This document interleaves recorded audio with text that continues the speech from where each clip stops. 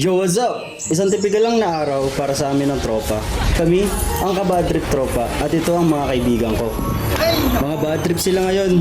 Isa sobrang init nga naman ng panahon, init din talaga yung ulo mo. At yung isa naman, galit sa nangyayari sa gobyerno. Para din sa Senado, initong pampanahon. Ano ba yan? Ang init-init na nga ng panahon, bad trip pa kayo? Asa na ba si ka-bad trip? Pero teka, asan nga ba ako? Ako si Kabad Trip, ang leader ng tropa. At syempre mag-aaya na naman tayo ng nature trip. Ang init ng panahon, tara nature trip tayo sa Orok. Ano, Jay? Jay! Ka-bad trip! Makarayo naman ka mo!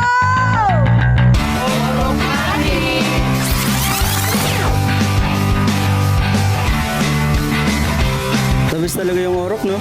Super enjoy pumunta dito. Kahit anong panahon, mapasummer man o tag-ulan, maranasan mo yung adventure feel like at fresh cleanest water sa buong lalawigan ng Sorsogon.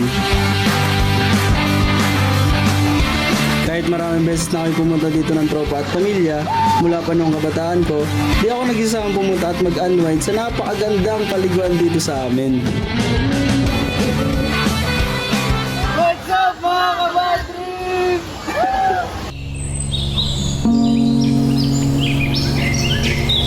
Minsan, may mga pagkakataon talaga na nababad trip tayo, may pressure, nag-aalangan, nagagalit, at kahit anong bagay na nawawala tayo sa balanse ng ating emosyon.